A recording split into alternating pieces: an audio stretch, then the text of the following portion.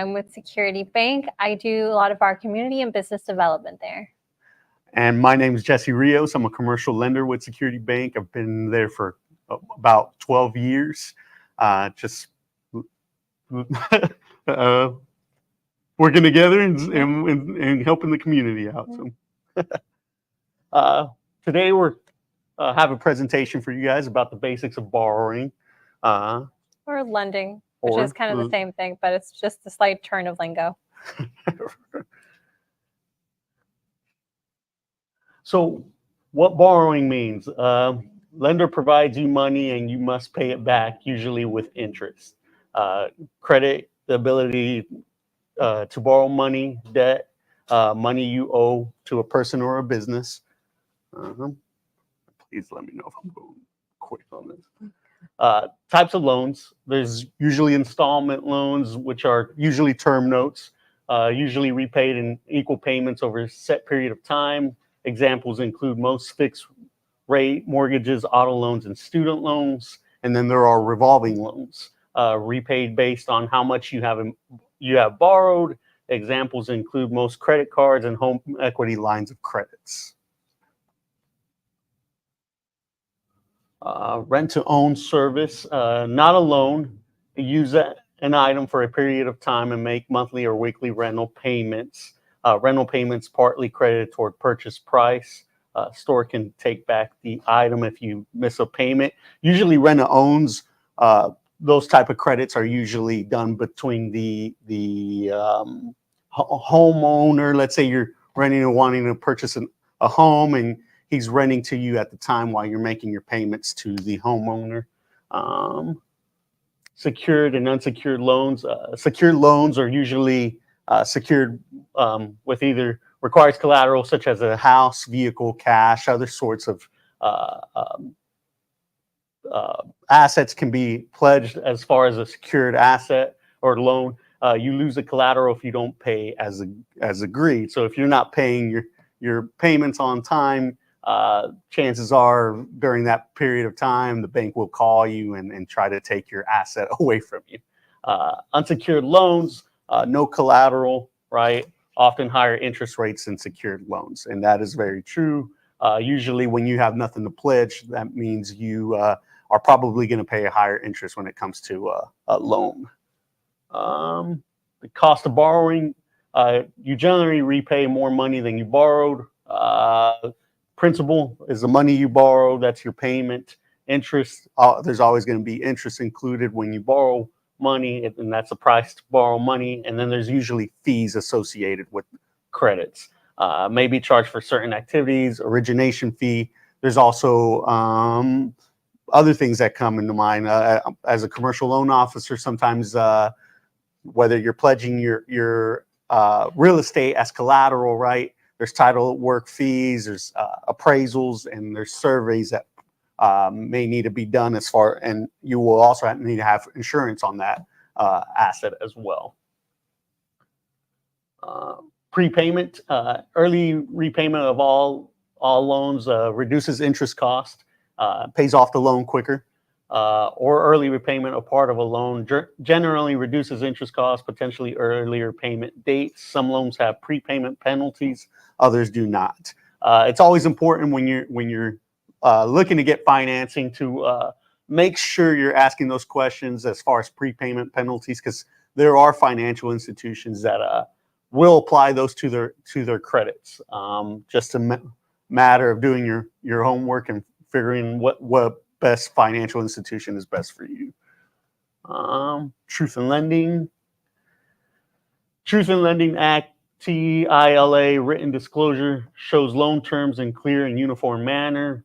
Receive the TILA disclosure before you sign for loan, can help you compare loan offers. And that is very true. Again, going back to the subject of comparing when you're receiving financing from different institutions. Part of the sample of the TILA disclosure, annual percentage rate, finance charge, amount finance, and total number of payments. Disclosure for mortgages, home loans, and some student loans will look different than this, and that is very true. Finance charge, annual percentage rate, charge, the dollar amount the credit will cost you, amount financed, and total number of payments. Again, total number of payments. These are just breaking this down. Shop around, use TILA disclosures, particularly for the annual percentage rates, to compare offers, seek help if needed. Housing counseling agencies approved by the U.S. Department of Housing and Urban Development, credit counseling organization. That kind of just means, like, don't be afraid to ask questions. Don't think that just because the first place you walked into and they told you this, that's where you have to stay. You can very much ask questions and come back. You're not obligated to stay within one financial institution just because that's the first place you went to and said, okay, now you can walk out of there and ask questions until there is a signed contract that says you will owe them X amount of money for a loan. You are not obligated to stick with the first financial institution that you go to. You can ask questions, you can call places, you can ask for advice. Right. And whether that's mortgage, whether that's personal or business financing, right? Always make sure you're asking questions, especially some of these things can be very complicated. So it's best to ask as much as you can, and the lender should provide all that information to you. Preparing to apply for a loan. Factors lenders may use in their decisions. Methods vary by lender and by financial institutions. Key factors lenders may use: credit, capacity, capital, collateral, and conditions. I'm not sure if you guys have heard the 5 credits of C, right? Character is also a part of that too. So as you're talking to the lender about a financing opportunity, you may see them write notes sometimes just because they are trying to analyze the situation, the story that they may tell. In my case, I have to tell that story to a loan committee. So I'm always constantly writing notes. Credit obviously is a big factor. Capacity, capital, collateral, all those are deciding factors into your approval for your loan. Credit character. Have you paid your debts? Your credit reports and scores are used to evaluate how you have used credit in the past, how many credit accounts you have, whether you have filed for bankruptcy, had property repossessed or foreclosed upon, made late payments. Those are all things that appear on your credit score. When we pull those things, it's best to, especially if you know you have a current situation going on, it's best to let your lender know that as well. That way he's not, or she is not surprised when they are pulling your credit. Capacity, your present and future ability to meet your payment obligations, your debt to income ratio, how much of your income goes to pay debt, how much money you make extra a month, what are your monthly expense, what your monthly expenses are. We take a look into financials. Always be prepared when you're going into a situation where you're requesting financing. Tax returns are always needed. Financials, whether that's for a business, right? Those things are things that we are going to determine on how you can your ability to repay your debt, in a sense. And I will say, if you're in a hurry to get a loan or something, the faster you get those financials over to your loan officer, the quicker things are able to move on. Because there are times where the longer you take, you're like, well, why isn't this moving along? They can't move along without the correct documents that you need to provide to them. That's right. And sometimes it may seem like a lot on our end. It's just, again, that may be the part of the story that we're trying to tell to our superiors to get your loan across to the finish line. So it's very important sometimes. Sometimes it's even important to ask, why do you need this? Why do you need that? Don't be afraid to ask those kind of questions for your lender, because they should be able to provide those answers to you as well. Capital, the value of the asset to loan amount, down payment, how much money is your checking and savings account, your net worth. All those things, especially on our end, there's a personal financial statement that your lender may ask you, and that is just to show your liabilities and your assets. That's generic information that the bank wants to see, especially ahead of time. Right now, more than ever, too, when it comes to financial institutions, deposits and savings checking accounts are a big factor right now. It's especially important to consider those things just because financial institutions want to grow a relationship with you. So whether that's what they can see your deposit, your savings accounts, right? And if you're going to be requesting for a loan, those are things that factor into those things. You can negotiate sometimes the interest rate when it comes to that. Just factors to consider about when you're requesting for a loan. Collateral, though, that is what secures our loan, right? That's an asset. It could be a house, car, money in the bank, just a variety of factors when considering that, especially when financial institutions are asking for collateral. Those are some of the assets that you can possibly pledge to secure your loan. Also, cheaper interest rate if you were to secure something with your loan, just factors to consider about. Conditions, length of time applicant has been employed. That's important. Your loan officer does not want to see your job history as you jumping from job to job within 3 months, right? It's best to have employment down at least for a year or at least 6 months at minimum. Interest rate, obviously that is also determined on what kind of loan, what your relationship is with the bank. Those things factor in. Your credit is also a part of that. Amount of principal, how the borrower intends to use the money. All stories that the lender may ask you when you're requesting for financing, I should say.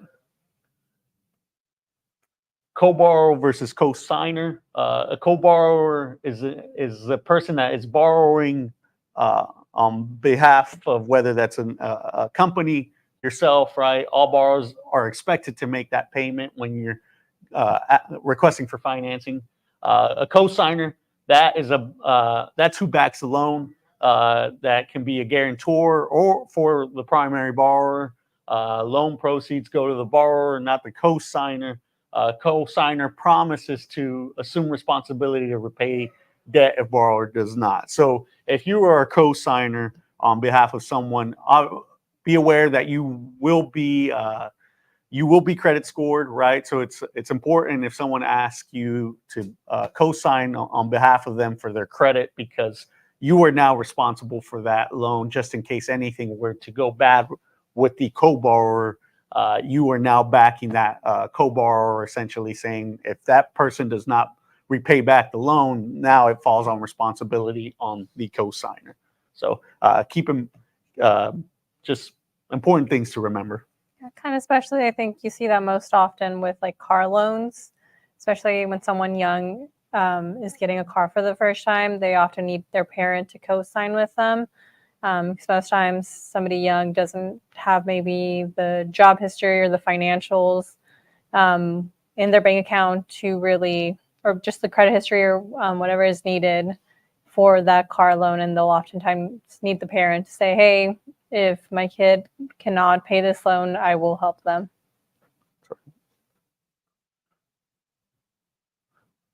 Borrowing when someone helps you manage your money.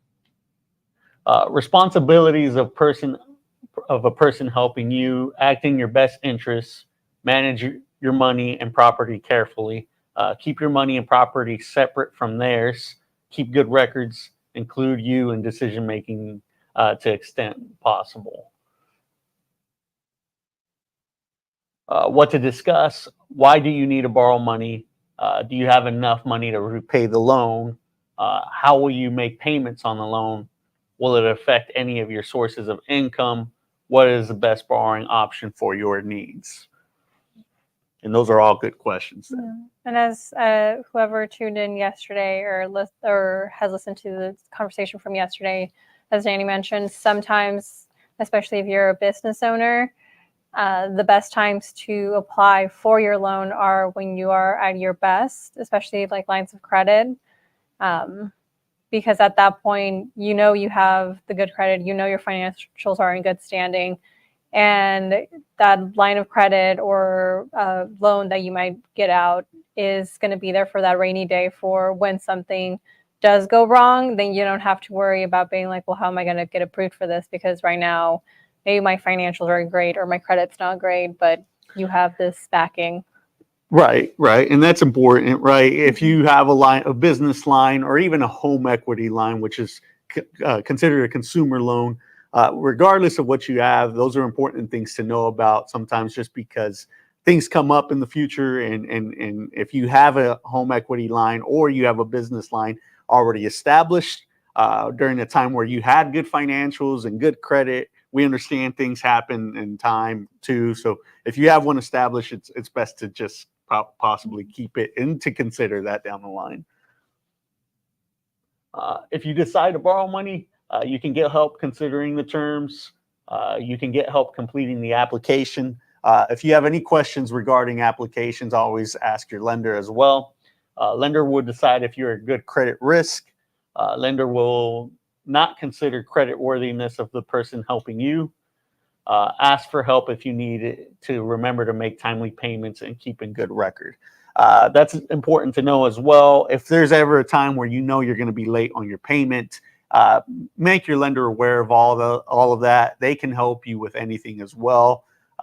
Any credit situations, just anything in general. Make sure to always keep your lender involved in those things. Key takeaways. Be sure you can afford the payments before getting a loan. Also know how much it will cost and what will happen if you can't repay it back. Consider what lenders look for when deciding to loan money. Helps prepare you to apply for a loan. Even if someone helps you manage your money, understand the terms of a loan before you commit to it. That's important information. Which is goes back to the ask questions. Even if you think it's a dumb question, there are no such thing as dumb questions.